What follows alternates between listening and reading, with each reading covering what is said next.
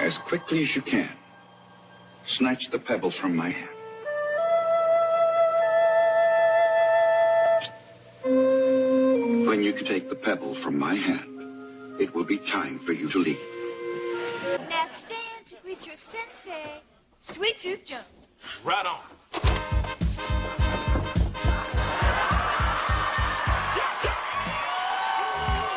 That's what I'm saying. Somebody grab you by the shirt, you're like, what up? Show 'em you ain't playing. Karate. Protecting your body. Super bear. A lot of daddy. Step to the left. Step to the right. Like it's all right. Yeah, yeah. Matt Hughes, me and him have a personal relationship. I remember it was the first time I'd ever met him. He went to Lincoln. I didn't even know that. Wow. So he was getting ready to fight Hoist Gracie. Okay. It was a big UFC fight. I didn't know what MMA was. That's funny, man. Dude, I remember I was in the dining hall in between classes, and some basketball players came in the dining hall. I was like, "Yo, bro, Matt Hughes in y'all wrestling room." And I'm like, "Who?" So he's like, "Dude, we just saw his Hummer. It had UFC on the back." I'm like, "Bro, I'm trying to eat my Fruity Pebbles." Like, get up on my face. What are you talking about? I don't right? care. Golly. So sure enough, I come in the room, and this is my sophomore year. Yeah.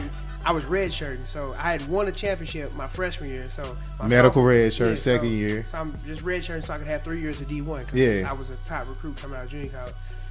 So I walk in, and my coach is smiling, and I see this jacked out, swole country looking. Yeah. You know, and he got his crew in there, his fight coaches in there, and my coach is like, "Yeah, Matt's got a big fight coming up, and he wanted to get some work in with you, cause you the champ." And I was like, "Okay."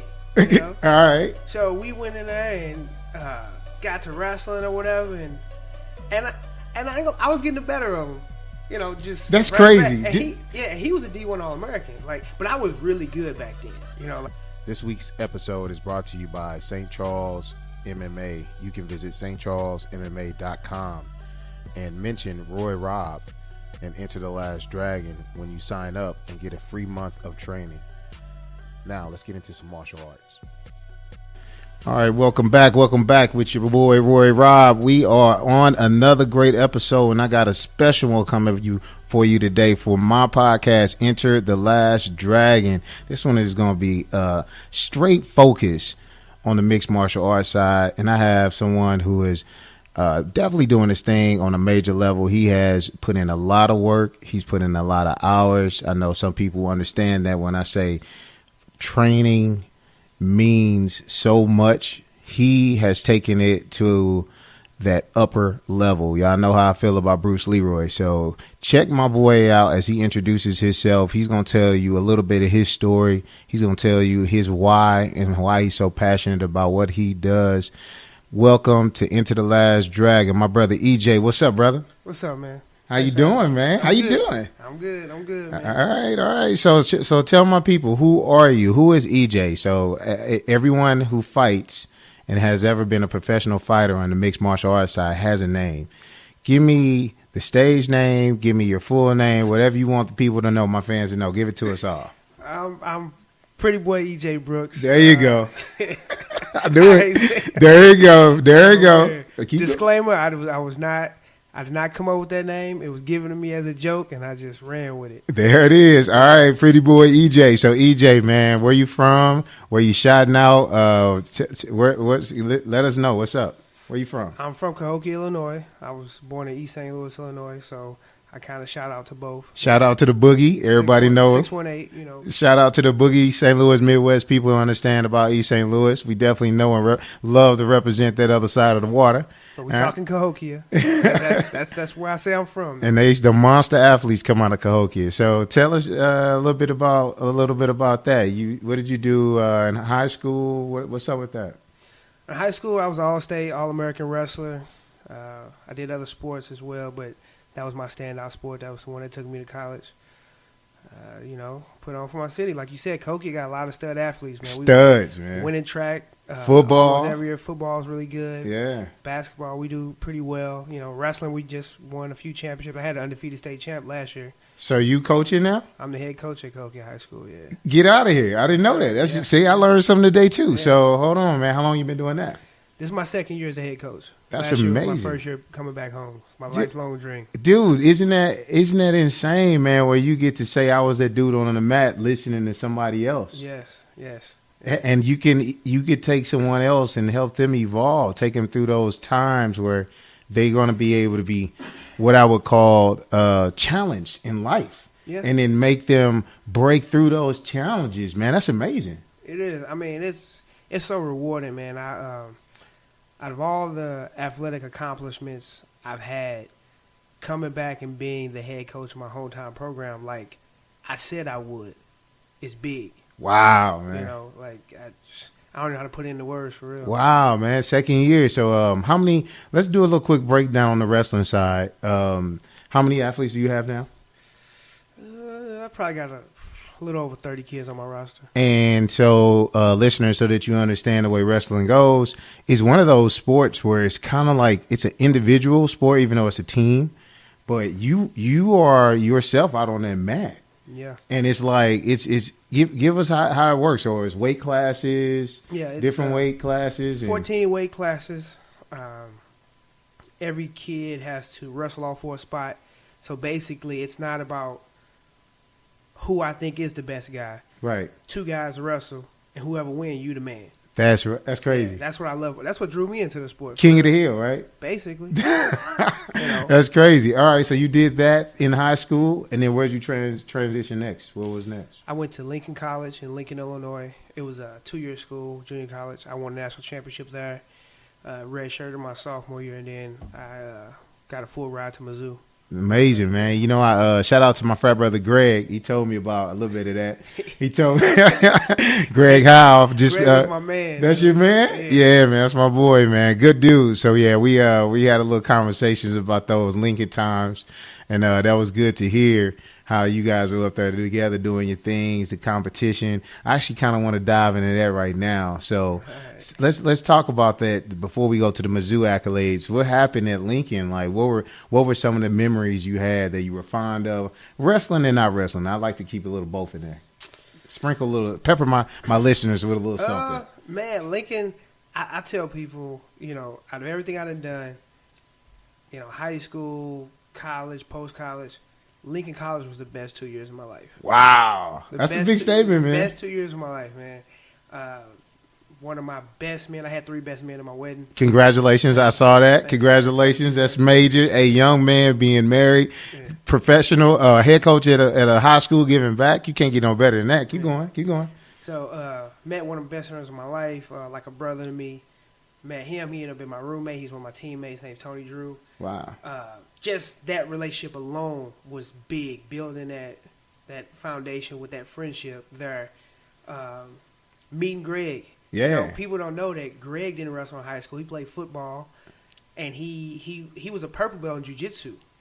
And he came to our school, and he just came out for wrestling because he wanted to get better at his jiu-jitsu. Yeah. And I remember meeting Greg, and me and him latching on because he was always asking me questions because he was kicking it with the brothers on the team. Right, There's a lot of black dudes that wrestle. Yeah, right. So I'm talking with him, and he's sucking up knowledge from me, and he's telling me about this jiu-jitsu stuff. And I'm like, man, because this like 04, 05. And that's crazy. That's a long time ago. That's a long time ago, what right? are you talking about? My jiu-jitsu career hadn't even started yet. Yeah, I didn't start till 07, so that's a about, while ago. He talking about a karate outfit, and I didn't even know it was called a gi. Right. He was like, yeah, man, I be choking people out and breaking arms. That's great. I was like, all right, man, I be dropping people on their head. He like, yeah, I want you to show me how to do that, man. Right. You show me how to throw somebody. I show you how to choke somebody. That's great. Hey, Greg, man, I know you're going to be listening to this, man. We had to get you. All right, so then he told me also that was some good competition at Lincoln. Man, that was the coach told me that year that was the best team he ever had. We ended up taking 3rd in the nation, and that was an upset. We were supposed to win it. Wow. Walking away. We had in college there's 10 weight classes. We qualified all 10 guys, which is not easy. Yeah. You know, most teams, if you get 5 guys to qualify for the national tournament, that's pretty good. That's amazing. We had all 10 dudes go. And on top of that, 8 of the 10 were ranked in the top 8, which meant we were supposed to place. Wow. 2 guys ranked number 1. I ended up being a national champion, and I was even ranked number 7 in my weight class. What weight were you wrestling at? I was at 149. That's insane, man. Yeah. Hey, do it feel like yesterday? It do feel like yesterday. Honestly, it felt like I was still in high school just yesterday. It's insane, man. Let's just keep that energy, man. Yeah. Hey, the longer you can stay Peter Pan, hey, don't grow up, man. Yeah, you know what I'm saying? that's why I'm trying to stay as young as I can as possible. That's it, man. So then, okay, so you loving Lincoln. What attracted you? And Greg also mentioned too that y'all had some major people that y'all would compete against up there. He told me even on the mats at Lincoln, like you would see like wrestlers like Matt Hughes. You would see like different like competition that was really like doing its thing. And Illinois is known for wrestling, right? Yeah.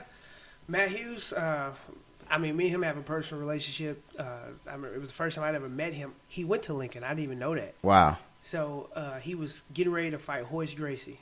Okay. Which was a big UFC fight. I didn't know what MMA was. That's funny, man. Dude, I remember I was in the dining hall in between classes, and some basketball players came in the dining hall. I was like, "Yo, bro, Matt Hughes in y'all wrestling room," and I'm like, "Who?"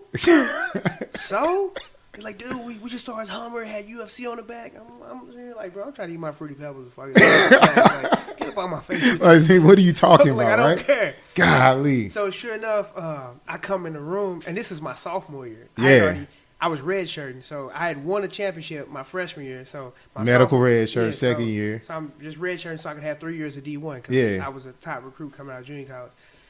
So I walk in, and my coach is smiling, and I see this jacked out, swole country looking. Yeah. You know, and he got his crew in there, his fight coaches in there, and my coach is like, "Yeah, Matt's got a big fight coming up, and he wanted to get some work in with you, because you the champ." And I was like, "Okay." You know? All right. So we went in there and got to wrestling or whatever, and I was getting the better of him. You know, just that's right crazy. And he was a D1 All-American. Like, but I was really good back then. You know, like You really, still good now. Yeah. I mean, don't let's not get it twisted. Yeah. So I just don't want to downplay my wrestling. Like, I was really good at that time, you know. So yeah, you lived it, right? You just doing it all day, all day. So that by itself is a nugget. Yeah. Listeners, if you are out there, if you're applying your passion day to day, all the time, really on it, what you love, you're gonna see those results. You're going against one of the top in the nation, a professional UFC fighter who you had no clue who he was, not knowing that he also was a Division I wrestler that you just heard about. Now keep going. Tell that story, man. So you're on the mat with him. So 10 minutes, you know, I say in 10 minutes we probably had 6 takedowns. I done got 4, he got 2. Wow. Okay. Yeah. So I'm not gonna say like he wasn't scoring on me or whatever, but I was winning. Yeah. We get to about 15 minutes. And it's about even, but I think I'm still kind of winning, but I'm done. I'm like, all right, man. We didn't win 15 minutes hard. Yeah. I'm not out of shape. Yeah. And he not breathing hard. And I'm like, all right, man, I'm done. So I remember I was sitting on a knee. He walked up, put his hand on my face, palm my face, and smutted me. What? That's what I said. So I was like, all right, let's go. So we went like another 10 minutes. Another 10 minutes, and he got the better of me. He didn't want me, but he got the better of me. I feel you. So then I was like, all right, I'm done. Like, I was like, man, I was tired. Right. And I'm still looking at it. He's standing up like, he could keep going. Wow, man. Like, man, like, I'm in wrestling shape, dude. Like, I know, like, this dude ain't in better shape than me like this. Like, he got to be as tired as I am. Yeah. So sure enough, he come over, do the same thing, smut me again. Are you kidding me, man? Man. So I get back up. This is like ready to fight now. Yeah. So then, I wasn't ready to fight. I can assure you that. I know. But I wasn't no punk, you know. Right, what I'm saying? So I got right. back up. So then we went like another 10 minutes. What and is then- what is everybody else doing? Is everybody just watching? Yeah, they supposed to be practicing, but they watching. Oh, wait a minute. Everybody else supposed to be over there drilling. Everybody sitting there watching. Watching. Which is why I'm like, I can't just let this dude. I'm the king of the room. Right, Like, I can't let this right. dude come in here. I don't care who he is. Yeah. And just do me like this. Yeah. So we went another 10 minutes, and yeah, he had his way with me then. He just Golly, beat up on man. me. Dude, that by itself is just amazing, man. Yeah. Like the experiences. And I've gone against some major people too. You know what I'm saying? Even anytime you get on a mat with someone who is doing it professionally, you start to just humble yourself to a certain degree because you think like, hey, but blah blah blah. But when that competition's when your competitive edge comes out, you don't care who it is. You don't care who he is. It don't Like I said, matter. And I still didn't know who he was. Yeah. So I get done, and you know, me and him had probably went about at least 45 minutes hard, straight Yeah. live. And when we got done, he's like, "You pretty tough. You know, if you ever want to get into fighting, you let me know." And I was like, "All right." Wow. I respectively said, "All right," but when he was gone, I'm like, "Man, I ain't doing that shit." Like, I thought he was crazy. Yeah, I'm like, yeah, you get yeah. an occasion, you fight people. Yeah. That's nuts. You know. And then I finally, you know, went home, went back to my dorm room, showered after practice, Googled him. I was like, "Oh, this who this dude? He do? Damn, this what he do?" Wow. Yeah, and you know, it was. I was surprised I didn't even know who he was. Yeah, man, like that Yeah. that time, that's an unrealistic time, man. That's when I feel like the sport still was like this unknown mystic. I don't even know all the words. Like it's the unicorn. It doesn't exist. Yeah. And only the people that know about it. You know what I'm saying? It wasn't known like that. It really didn't start to take off until the GSP era. Like when GSP got the belt from Matt Hughes, Yeah. I feel like it's when the UFC started to really get some steam. It got a lot of steam. Yeah. It was a whole lot. So even now, let's continue with that story, man, because I can't. We haven't even got under the JUCO. Let's go to Mizzou. So you end up leaving there. How'd you end up at Mizzou? So basically, I had a lot of big time schools trying to recruit me from junior college. Grades was good. To win my national title, I beat the #1 overall wrestler.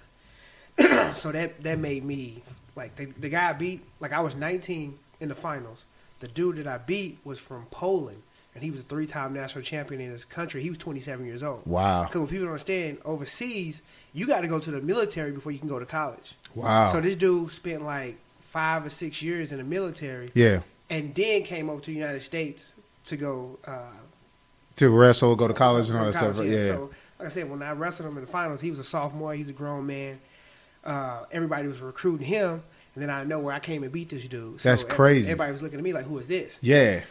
So, long story short, with that one, my mama, who had me in middle school, didn't get to go away to college, but she was a big Mizzou fan. Yeah. So she was always like, "Man, if you go anywhere, I wish you could go there," because I always want to go there. All right, Yeah.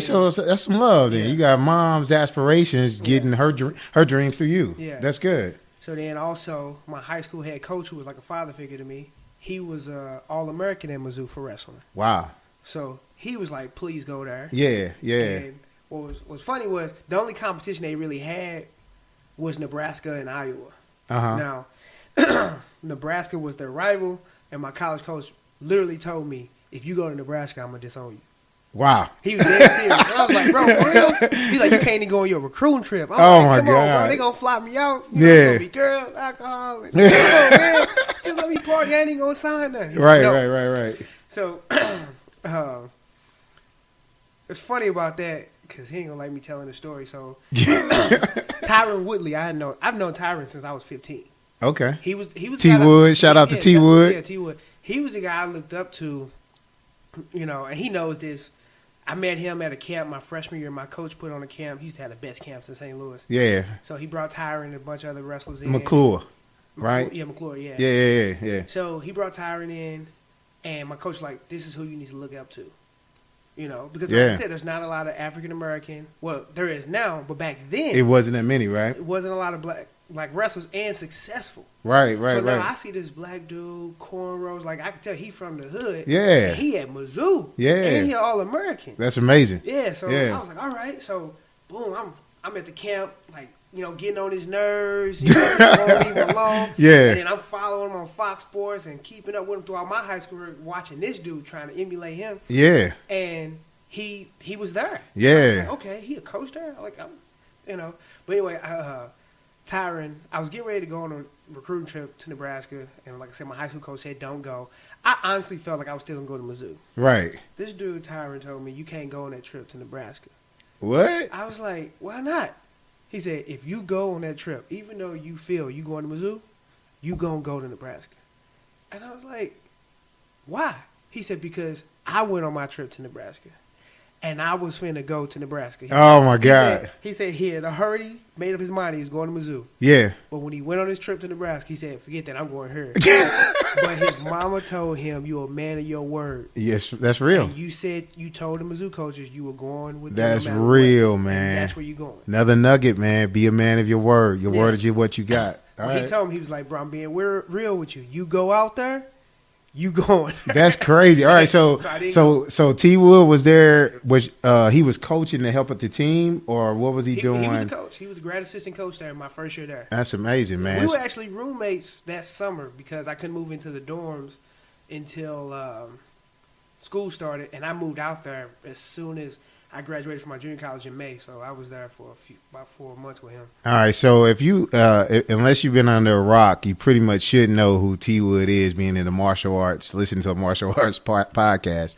But Tyron Woodley is an individual who is very known when it comes to MMA, UFC, wrestling, all the above. Google him. You know what I'm saying? Look at all, check out the movies, check it all out. My man is doing his thing. All right, so now, EJ, you've made that commitment. You went to Mizzou.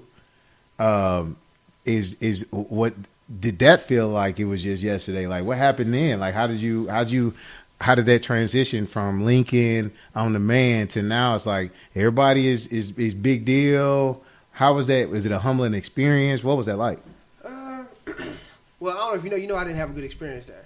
It's all good, man. It's all good. Just tell your story. It's all good because it didn't make you. No, it didn't. Yeah. Man, transitioning there kind of sucked in a lot of ways just because the people were different. The team was different. And I'm going to say this. I got to preface this right now. Mizzou wrestling now is not what it was when I was on the team. Okay. Okay? And I'm going to just say from a standpoint, it's more black friendly now than it was when I got there. That is a huge statement. And I can understand that's that. just wrestling. Yeah. Not even going to get into what was going on with the university. Yeah, the university, you can Google that too, Yeah. has gone through a lot on that racial side. So you basically had a lot of tension, even as an athlete going to Mizzou. And that's easy. That's easier than being a student, a black student at Mizzou. Yeah. So you had, even that was a lot by itself. So, basically, I knew I was going to have a problem. This was literally my first summer practice. Like, I haven't been in the room, like, working out and stuff, like, doing open stuff. But then we had our first official, like, all the team got to be there in summer school. Right. And go to, like mandatory practice over the summer. So, my girlfriend at the time was from my home area, and she was a white girl. She was a country white girl. Okay. Right? Yeah. She was, we had got back together over the summer. She transferred from SIUE to Mizzou. Okay. Because we wanted to give it another shot or whatever. I'm like, all right, cool. So one day, she was like, hey, let's get lunch before you go to practice. I'm like, all right, cool. So she came, picked me up from the dorm. We went downtown, ate, and she was a sorority girl. Okay. So she didn't necessarily know how to get to the Hearn Center where we trained, so I was like, I'll drive, just to get there quicker so I ain't got to give you direction. Yeah. So I'm driving, we pull up. Now, this is summertime. So I told you she was a country girl, so I remember that day she had on some jean cut-off shorts. You know what I'm talking about? The jeans, the Daisy Dukes. Basically. Yeah. Basically. She had on some of those and a T-shirt. So when I pull up to the building, I see some of my teammates walking in. They walking into the building. I pull up. I can see they look back at the car. I don't think nothing of it. I get out the car. She got to get out the car to walk around. Right. you know, I give her a hug in front of the car. I don't even kiss. I give her a hug in front of the car. And then as I'm walking in, I see them. I see two of them, like just walk in, but they got a real weird look on their face. Okay. One dude wait for me at the door. And he goes, "Hey, bro, is that your girlfriend?" And I'm like, "Yeah." He's like, "Really?" And I'm like, "Yeah, why?" He was like, "Oh, nothing." And then he ran to the locker room, and he was giggling. What? And I'm thinking that's weird. I'm like, did somebody hit my girlfriend back in the day? Yeah, like what's happening, right? Like, what's going on? Yeah, Like, yeah. How do they even know her? She's from up here. Yeah. Because, I mean, she was a good-looking girl. I didn't think she was bad. Yeah. You know what I'm saying? Like, oh, man, he got a bad girl. Like, you know, that wasn't even on my mind. Right. So I'm one of the last people in the locker room. I get up, and this is when I knew I was going to have a problem. And I don't care if you hear this because it ain't like we boys. But Ben Askren was the first person to say something to me. I get up there, and my whole team, because at Mizzou, you got bleachers in the wrestling room. Mm-hmm. And you sit there, and coach will talk to y'all before we start practice. So everybody in the bleachers, I'm walking up. As soon as I walk in, Ben Askren turns, looks at me, and goes, "So I heard you got a white girlfriend, and she's not fat." Whoa, man. He was dead serious. Wait a minute. Dead serious, bro. Wait a minute. Like, what year is this? Like, come on, man. This would have been 06. This would have been summer of 06. That's crazy. Yeah. This was in July of 06. So I'm just like, what? He was like, yeah, we always thought black guys only got with fat white girls. Oh my God. So yeah, this is definitely starting off in I the was wrong. like, that Hell. was my first like real team interaction with them. I was like, this finna be a problem up here. You know, That's crazy. Crazy. And I'm gonna be honest, man. Like you go through things through life, and these challenges they mold you to be better. Yeah. But that alone, you could have reacted a different way. I could have, and then I would have liked the bad guy. You would have looked like the what if I bad just guy. went off on him like, what that's supposed to mean or something like that. Exactly. I just laughed it off like, whatever, man, and then just sat down. Exactly. Yeah. You know what? He probably wanted that reaction. I don't think so. You know what? I just found out that he's got. Am I saying it right? Asperger's.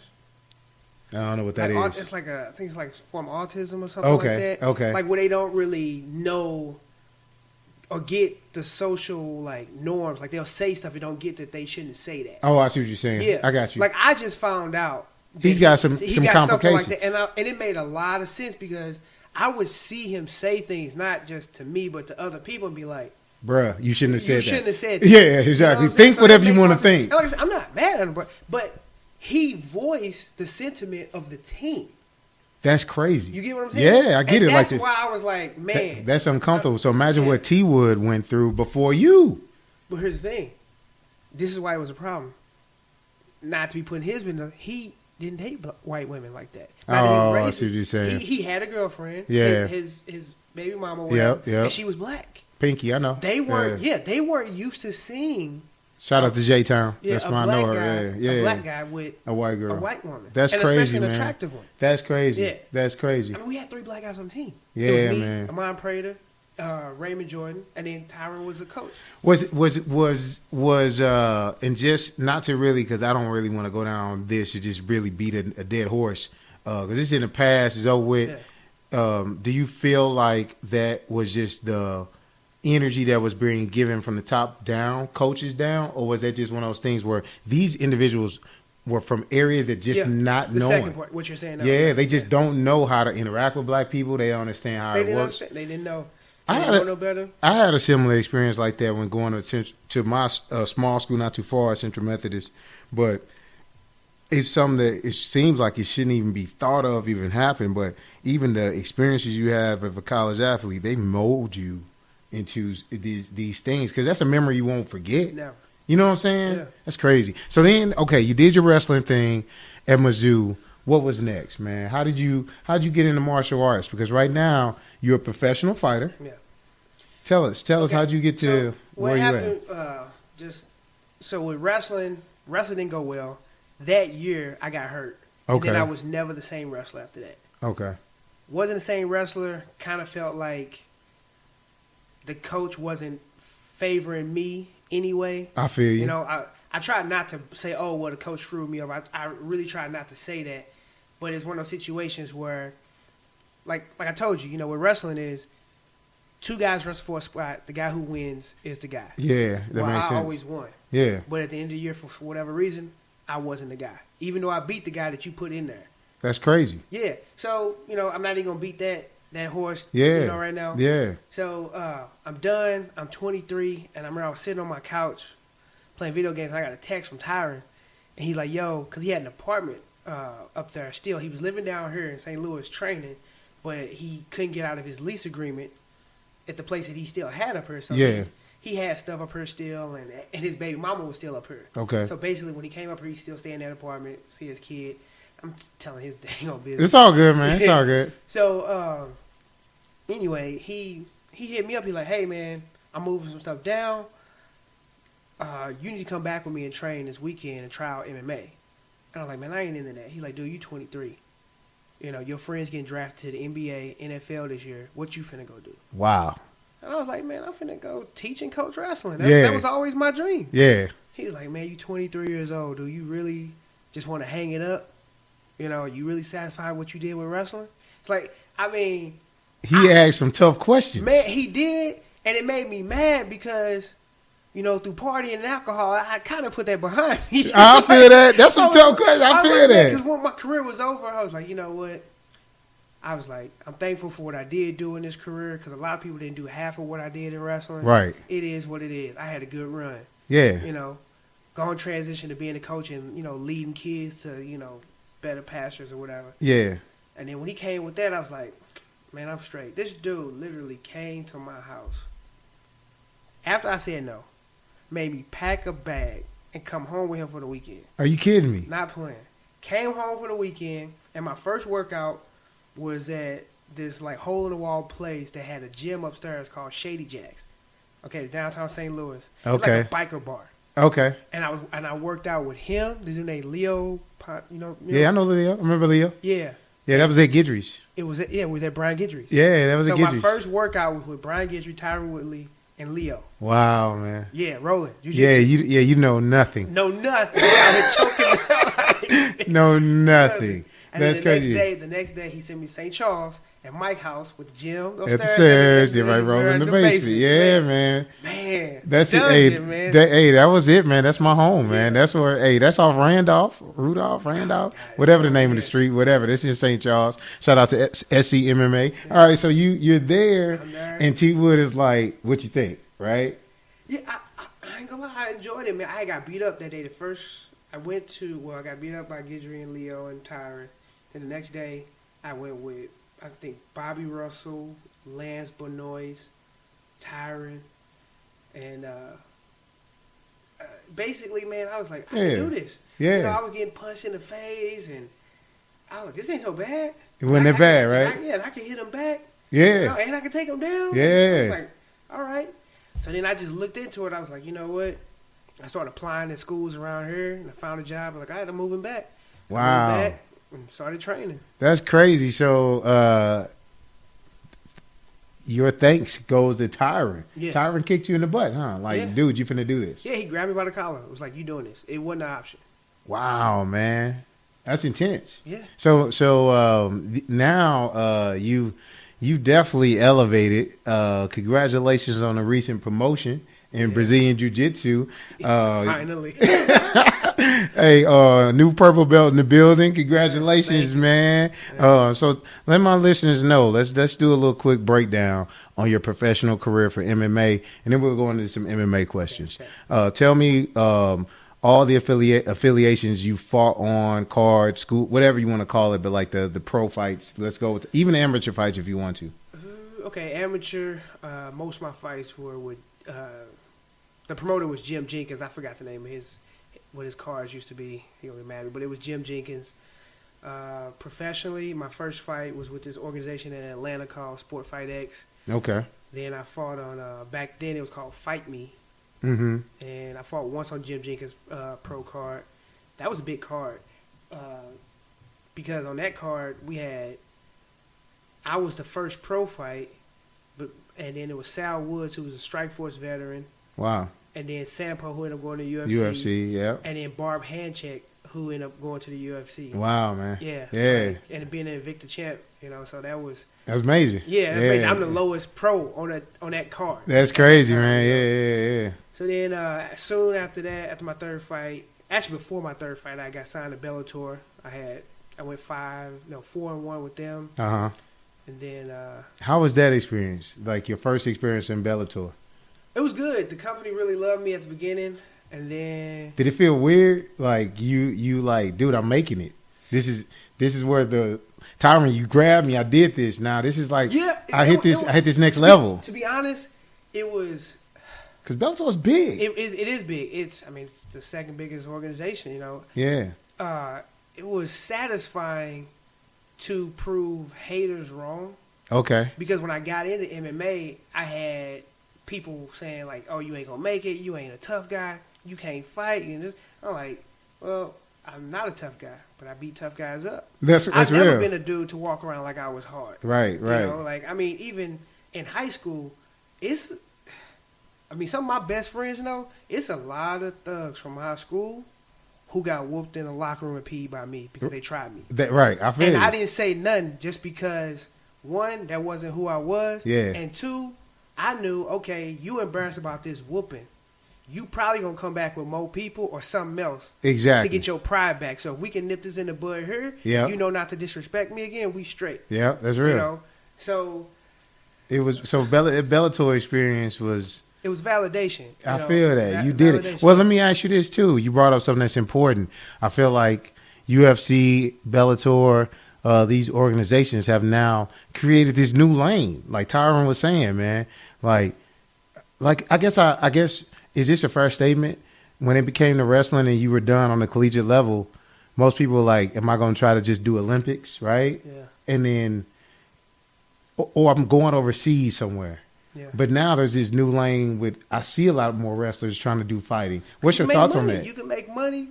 And it's great because I was so burnt out. I think, honestly, I could have been someone who could have been on our Olympic ladder. Not saying I would have made our Olympic team. Right. But I think I would have been somebody in that top 10, somebody who could go to tournaments around the world and make money. Yeah. Little money. Well, is there alternates for wrestling on Olympic level? Yeah. So no matter what.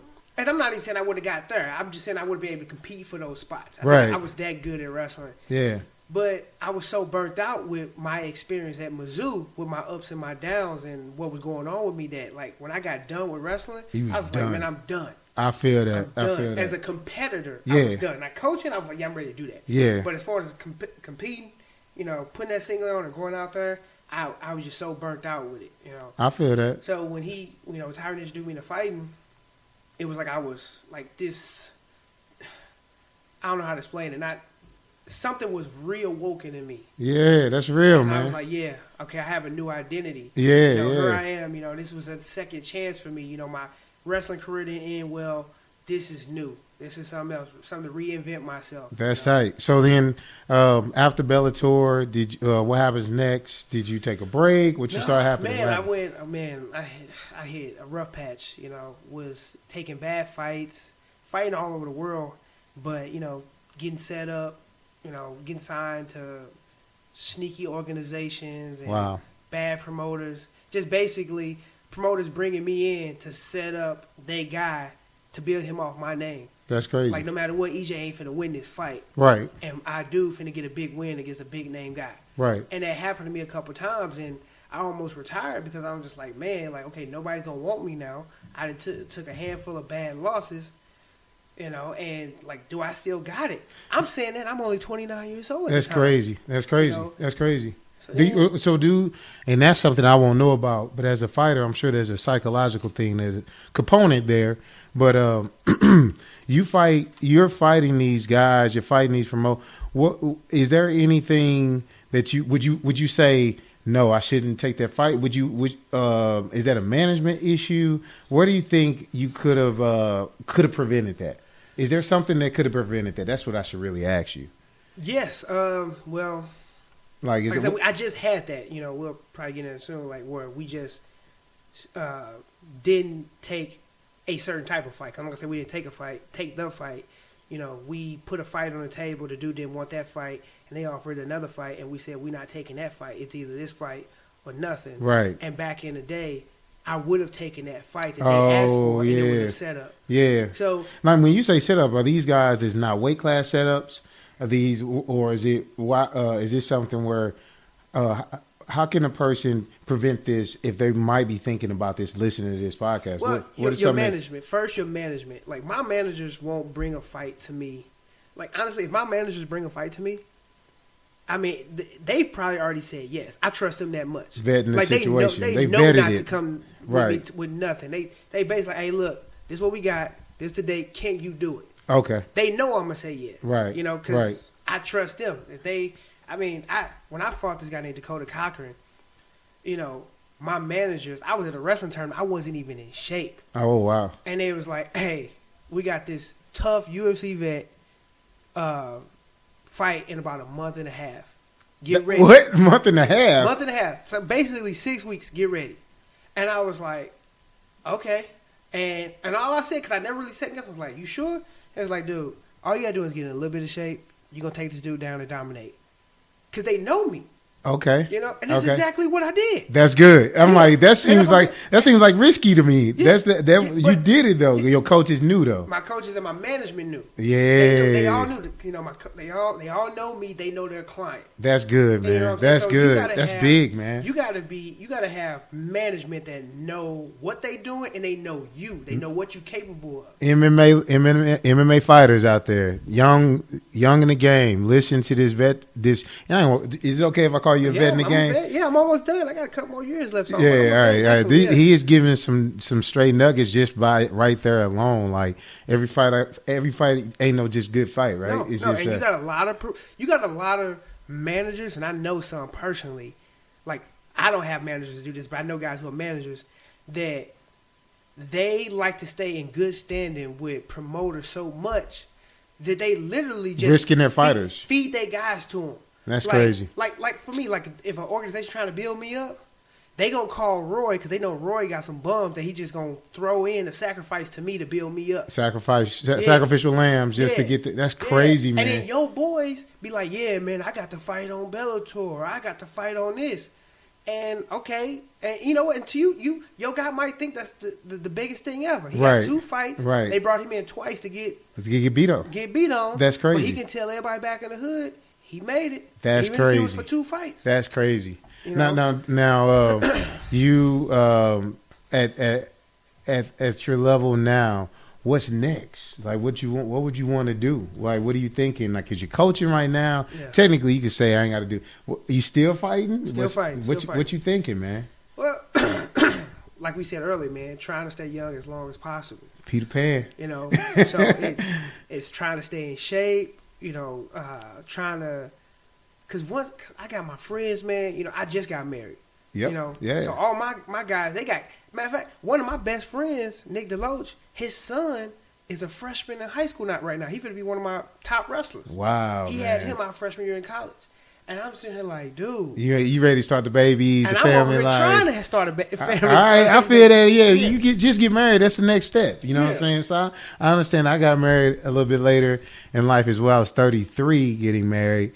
And I started my family after that. Yeah, so I started my family after that. And the one thing I can say, I don't regret it because I can say I experienced life and I got to enjoy a little bit of being myself without having to care for someone else. And you marry someone else, a new person you have to care for, and they have to care for you as well. And then you start a family, you start caring for them as well, So that's a big deal. Having somebody to answer to. Yeah, So with me right now, it's like, what I have little goals. Like, okay, I want this many more wins. I want to fight for this organization, and it's basically my biggest thing is, can I finally get to the UFC? I know I'm close. I feel that. In the past, I've been one fight away. Yeah. And then got set up and lost, and then that dude got in the UFC. Wow. Like I got 5 losses, out of 18 pro fights, and 4 of those 5 dudes were in the UFC after that. Wow, man. That's yeah. Wow. And the 5th dude, the only reason why he was in Bellator, and the only reason why he ain't in the UFC is because he on steroids. That's crazy. Otherwise, he would probably be in the UFC too. That's Yeah. that's an amazing record. 18-5. No, 13-5. Oh, okay. Out of 18 fights. Sorry, okay. 13-5. But still, Yeah. that's still great, man. You like that ain't no joke. You don't. That ain't no. Like not like bums. You see a guy. They're UFC fighters. They're professionals. Yeah. So, all right. So let's go into the breakdown. Because I want to just hear some basics. Like I'm sure you got some go-tos as far as the MMA training stuff. Like, what is your preparation like? Your meals, your fighting. What do you when you're getting ready to prep for a fight? Give me your mindset if it's like that 6 weeks out to always 6 months out. Give me something. Diet, all the above. Well, diet. I ain't gonna speak on that.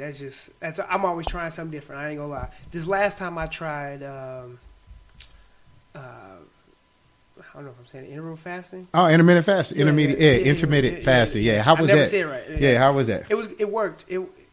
I liked it. That's good. I'll try it again. Like okay. Yeah, so that was but he got you to your weight you needed to be. Yeah. That's excellent. And then what about the training, the workouts?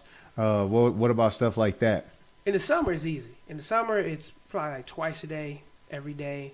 But during the school year like we're in now, it's basically I got to make the most of my weekends. So you are you a teacher as well as a coach then? No, I'm a coach, and I do work in the school, but I'm not necessarily teaching. Okay, that's fine. And I then work with kids, but I'm not teaching. I got you. And then the summer you can really kind of really do your thing then. Now, as far as the training, do you train certain things, certain nights? Like, are you doing like I guess a lot of stand-up fighters will be practicing boxing all the time. I do a lot of boxing. I mean, I do everything. I'm a mixed martial artist. Right, right. So I would say twice a week I'm working with my boxing coach. Twice a week I'm working some kind of kickboxing or striking. Yeah. I work with a guy named Jeff, and he's kind of a karate guy. Yeah. But, I mean, he knows overall striking. So I like to say we work on MMA striking. Nice. So when I'm in fight camp, I try to work out with Patrick Christie. Okay. And go do kickboxing with him at least once a week, and then the other day I do MMA striking with my guy Jeff Henry. And organizing that has to be difficult, especially when you got like this other stuff have to work, have to do. Yeah. That's not an easy task. It's not actually. It's not difficult, because I know their schedule. It's just that they're not flexible. Right. I'm not at a full-time camp where they got coaches devoted to me, and that's their only job. Yeah, like I just like my boy CJ. He out in Thailand right now, Tiger MMA. Yeah. He's out there all day. He's doing his fighting. Yeah. Who wouldn't love to have something like that? Yeah. Yeah. Yeah, and that's me in the summer. Yeah. And like when I used to go down to American Top Team in the summer in South Florida, it was like that. Yeah. It's just basically like get up. There's a coach waiting on me to do this, and then when I get done with him, there's a coach waiting on me to do this, and wow, and man. Everybody's at your beck and call. Yeah. That's why when you get to the big time, like those guys are like just man, they amazing because it's just like man, they live this sport. They live it. I feel that, man. I feel that. So then, next part, do you feel like you have a go-to, or do you prefer to stand, or do you prefer takedowns or wrestling? Being a wrestling background, what's your honest thought? I mean, obviously, like, I prefer wrestling over anything just because it's safe. If I'm comfortable. If I'm on top of you, I'm comfortable. You probably not going to knock me out from bottom. Yeah. If I'm in your guard and you knock me out, you just a bad dude. Right. Right. That makes sense. Yeah. So that's I always wanted to know, like I had just talking on the MMA side, man, it just seems like there is so many components of it. But you could be the baddest dude on the planet on the mats with Brazilian Jiu-Jitsu and get in there with an MMA fighter and get knocked the hell out. Like it's nothing. And it was like this black belt, blah, blah, blah. Like the game has evolved to a whole nother level, man. There was a dude who came in our gym. I'm not going to drop his name because it'll get me in trouble. All right. But everybody like, oh, man, this dude, he this, he that. We want to see him roll with you. I was like, all right, cool. So we rolled. And I ain't going to lie, he was getting me. Yeah. Like submitting me a couple times. And I'm not easy to submit. Yeah. So I was like, all right, cool. And I'm a competitor. Every time I went with him, we went. You going hard, right? Every time we went, I rode with this dude, I don't know, maybe 5 times ever. And I would say every time he won the role, whether he submitted me or not. Right. And then one time he slipped up and came to an MMA practice, and I beat the hell out of him. I was like, no, it wasn't nothing. It was easy. Night and day when I was able to punch him in the face. Dude, that's it's real, ain't it? Like I've boxed. I want to go in the gloves, but I've never said I'm finna go mess with that. I'm not finna like EJ. I feel real comfortable. I put a gi on with you, but I take that gi off and we just do MMA. I'm not. And what was the funniest part about it was, I remember being humbling myself. Yeah. When he was getting the better of me grappling, because I'm so competitive. But I was like, yo, you need this. You need people to come in here and push you. Yeah. You know, so you can get better. Don't be salty and in your feelings. Exactly. And I remember when I put the whooping on him running out of the gym being mad. Are you serious right now? And to me, that was a win, because I also said, you know what? That shows me I'm mentally tougher than you. All day, man. Yeah. All day. That's major, man. Yeah. I know a part of you went home was like, this dude was a clown. Like, I whatever. You know what I'm saying? Yeah. That's funny, man. Yeah, I was laughing about it. I was like, I win. That's funny, man. That's so. Even now, you are still got your love or your passion for MMA. What do you think the sport is going to? Like, what's next with MMA, man? Like, you got UFC. It's looking WWE, man. I mean, tell me about it, man. Which ain't a bad thing, because people have been starting to grow on me. Like, I ain't gonna lie, that Israel Adesanya guy, dude, beast mode, man.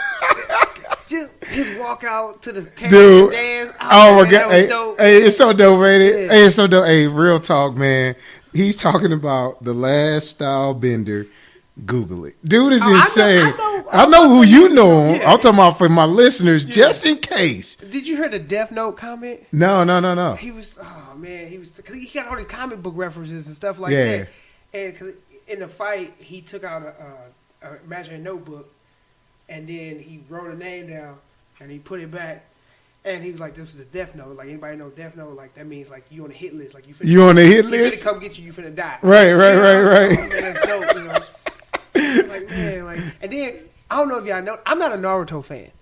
I'm a DBZ guy. Okay. Everybody loves Basic. I feel like you can't be both. Like, people kind of be. You might be both. I'm DBZ. Okay, all right. So because wait. Okay, let me preface this, because my show has gaming a part of it too. Okay, it's martial arts. Yeah. So let me preface this. Naruto's beast mode. I just didn't start with that. I started with DBZ, so it's kind of hard to let go. Is that fair? Yeah. Otherwise, I would look. Naruto is beast mode. I want to say that, listeners. It's a good show. It's good. It's a good show, yeah. And I've seen some clips where I was just totally amazed. Like when he goes into the clones and he's fighting, I'm amazed. Yeah. But DBZ all day. Keep going. So he gets done with his dance, and he puts his hands behind his back. Yeah. And his boys slap his hand. Oh yeah, I saw that part. And they run off like Naruto. And I was like, I bet don't nobody they didn't get it. They didn't get it. They didn't get the reference, dude. Man. Okay, so I promise I just actually shared this on my Facebook page for End of the Last Dragon. I shared that clip you're talking about. I just did that today, and it was insane. The dudes come out. They got their dance moves. They got this. It's almost like I feel like they have fatigues and black on. Fatigue, like, you know what I'm saying? Army fatigues and black on. They're doing their thing. They're getting everybody hyped. Dance moves, flips, all the above. He comes out, does some moves with them. They go behind him. And if you know Naruto, he's like, okay, clone one, blah, blah, blah. And he goes off. These dudes slap his back. Dude, it was insane. Go check it out. It's funny as hell. But you feel like UFC is too much of that, or is that it's not that it's too he much. He bringing some love, man. Right. You know, I loved it. If it's done right, like it's he is just done I feel right. like it's too many people trying to be entertainers and not knowing how to do it. Now that's real, man. That's real, because Connor knew what he was doing. Yeah, everybody tried to model him. Yeah, Israel Adesanya know what he's doing. Right, that's real, man. I like that. Real. So when you see the real, you're like, wow. Then you see somebody try to copy that, You just be like, for real, dude? Just walk out, man. Just walk out, shut up, fight. Just go fight, right? Just go fight. That's Yeah. real, man. Yeah. I love, man. It was one of those things where I'm glad we got some good energy for the UFC is happening right now, because at one point, even when I just lived it, just watching it, love to watch it all the time, it felt like it was coming too much. And it was a transition, because it was like I only wanted to see the main and the best. I always wanted. I mean, anytime I don't know if I'm even explaining it the right way, but you went from this mythical thing that almost didn't exist, and it was like everybody. It was like everybody who knew about it. It was like, oh man, look, he's about to get this person in a certain position or a certain thing, and only people who trained knew exactly what was happening. You know what I'm saying?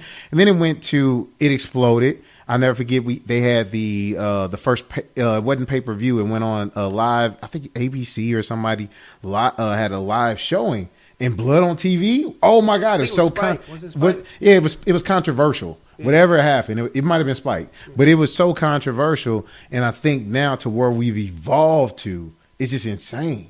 You know what I'm saying? So you think it's going to be even on a bigger scale? Like WWE is like huge. Like that is. It'll never be bigger than WWE ever. But it's gonna keep growing. That's what you're thinking. It's gonna keep growing, but I mean, one, you gotta understand that WWE is.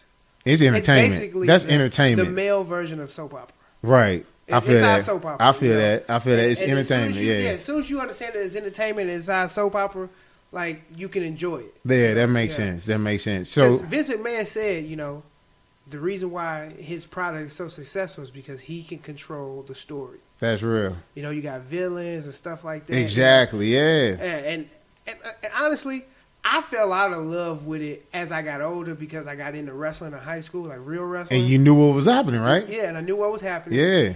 And then I still tried to watch it, but this is a touchy subject for me. I know we're going off topic. No, you good. This is good. When they change, because how we was talking about, like real recognize real. Yeah. When somebody do something and you try to copy it, yep. I don't like your product. WCW was trying to do what WWF back then. WWF back then. Yeah. And they changed my all-time favorite character, and I was done with them. So you had back then, if you're talking my era, because I was a follower and a fan. I'm gonna give you 5 guesses of who do you think my favorite all-time character was. Did you like Sting? He was okay. I didn't dislike him. He was okay. Okay. All right. Did you like the Four Horsemen? They were all right? Yeah, I didn't feel them. Didn't feel them? Yeah. What about Ric Flair was a 4 horseman, wasn't he? Yeah, Ric Flair. He was cool. You had what about My Roddy? brother loved him. Roddy? I wouldn't the skirt. I couldn't do it. You couldn't do the skirt? Couldn't do it. All right, what about I'm thinking back my all-time wrestler. Like I love Sting. But what about the Hart brothers? I did like the Hart brothers. I like Brett. Brett was my guy. That was your guy. I'm not a nugget. I didn't like Owen. All right. So Brett's in my top 10. Okay. All right. So I'm getting closer. I'm elevating, right? All right. So what about what's my Bulldog, British Bulldog, and from the black dude he too old school. Is that too old? Yeah. Okay. All right. So so if you had because my era is always I'm not gonna name Hulk. You like Hulk Hogan? I did like Hogan. He's like number 3. All right. Okay. Then I'm just surprised because everybody puts Hulk. Everybody names Hulk first, and they be like, "No, forget Hulk." Like Hulk is 3, The Rock is 2. I'll give you that. I'm giving you that. Hulk Austin, Steve Austin. Austin's like 5 or 6. I'm elevating. Mm-hmm. All right, so Austin, The Rock, Hulk. Geez Louise, give me your rest. Give it to me. Okay, this is a random dude, but Matt Hardy will be in that top 5. Seriously? Matt Hardy. I like the Hardy Boys, and Matt was my guy. I feel that. Yeah. But my number 1 guy back in the day, and I have to preface this when I say Harlem Heat, Booker T. Oh man, I forgot about Booker T. Dude, that's why I couldn't believe you. But mentally, man, it was. it's an era that you kind of remove from yourself. Man. I removed wrestling from myself because I watched it all the time. I had magazines. I might even have a magazine. Monday night Exactly. Religious, like you couldn't pay, man. It was. I guess what's weird too. I wish I had wrestling as an option in high school, but I graduated from Jennings High School in St. Louis, Missouri, and we didn't have wrestling. But that was one thing that I grew up on, freaking wrestling, man. Like all day, every day. All right. So the sport of UFC, the evolution of it, do you feel like there can be a new opportunity for someone else to come and build up another name? Or is it like UFC, Bellator? Those are going to be pretty much those two staples. Yeah, I don't see anybody else competing with them because, I mean, Bellator is doing real well, but I think the reason why Bellator is still around is because they have recognized their position. Right. I think too many organizations have started up and said, we're going to overtake the UFC. And be like the UFC or whatever, right? And not just be like, but overtake them. Overtake them, right. And have extended themselves to where they got to a point where, like, they couldn't function anymore, and they just, boom. I think Bellator said, you know what? We good. This is working for us. Right. We can sustain this and make good money. Boom. Let's That's keep doing real, this, man. Now, do you feel that if you could help that next dude, like, so you got these graduates, for example, at your school, and influencing them, certain universities, building those relationships and connections, they're going to be coming back to you like, hey, what do I do next? What's some of the advice you might be telling them, those little young guys that they see you all the time? Yeah. But what about that other guy who may randomly come across this podcast and is like, hey, I listened to that one thing and I followed this random suggestion. What's some things you tell a high school graduate? I tell my kids, I've said, one fight ain't for everybody. Right. And I even tell them, like, I didn't leave high school saying I want to be a fighter. Yeah. Right. Not even a professional athlete, because I went to go wrestle in college, and, it was like, okay, I knew I was going to go, come back, be a teacher, be a wrestling coach. Yeah. So I tell kids, especially if I know them, I look at their strengths and I look at the direction that their life look like it's going, and I'll be like, okay, look, college ain't for everybody. That's real. You might want to go to a trade school. Yeah. Learn how to do something. Get a skill set. Start making some money. Go off to the military. Go travel. Go see the world. Have them pay for it. That's good. Yeah. And then if I do tell them to go to college, make sure they picking the right school and the right university. That's good, man. And then as far as that graduate from college, what would you tell that person if they were interested in becoming a fighter? Basically, make sure you get a job. Don't just say, "Oh, I'm graduating college. I'm gonna go straight into fighting." Get a job. Yeah. Get a job. Give yourself a year. Train as an amateur. Have an amateur career. Because what's the difference between going to grad school for a year and then getting a job, then graduating, getting that career job, and then wondering what if? What if, right? You know what I'm saying? Yeah, that makes sense. All you got to do, it's going to take 1 year for you to know whether or not fighting is for you or not. Right, that's real. When I first got into it, Mike Rogers, who was my head MMA coach, told me you have to train for a year before you can go pro. You have to have this many amateur fights, and you got to be a blue belt. And it helped you out? Yeah, I didn't get to go pro for a year. That's real. And it helped me That's out. real. And I had an elite wrestling background. That's real. That's real. So, all right, so what about that person who has now, I guess, maybe mid-tier? Do you have any advice for those persons? Like they're next. Any advice for anyone now is like, as far as like you kind of gave a nugget earlier, management. Any thoughts on what would be good advice for a person who's like, man, I've been doing this thing. Any advice, any nuggets you might want to drop? As far as like they're already in the sport. They already in the sport. They're doing it. Like, is there any concerns about the sport? Anything? Well, they just moving forward. You gotta look at your representation, your coaches, and your management, and make sure that they're the type of people that can get you to where you need to be. That's real. That's good. Too many people stay loyal to people that either don't have their best interest or aren't in their best interest. Yeah. Like, yeah, he might be a good friend. He might be a dude that'll do anything for you, but unfortunately, he don't have the assets to do anything for you. So you feel obligated to stay loyal to him when, I mean, honestly, you can just tell a dude like, hey, man, we can always be friends. Yeah. But professionally, I need more. That's real, man. You know? Do you think you could do something, or would there be a dream situation for you when it comes to UFC fighting, not fighting per se, but doing something like what would be your dream job? What would be that dream thing that wasn't fighting? What would that one thing be?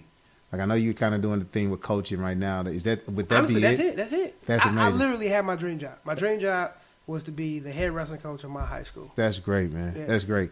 All right, so we coming close to where I have to do this RoyRob trivia, and so I gotta challenge you, man. Okay, so right. You kind of you got me really wondering, like, what's your thoughts on 5?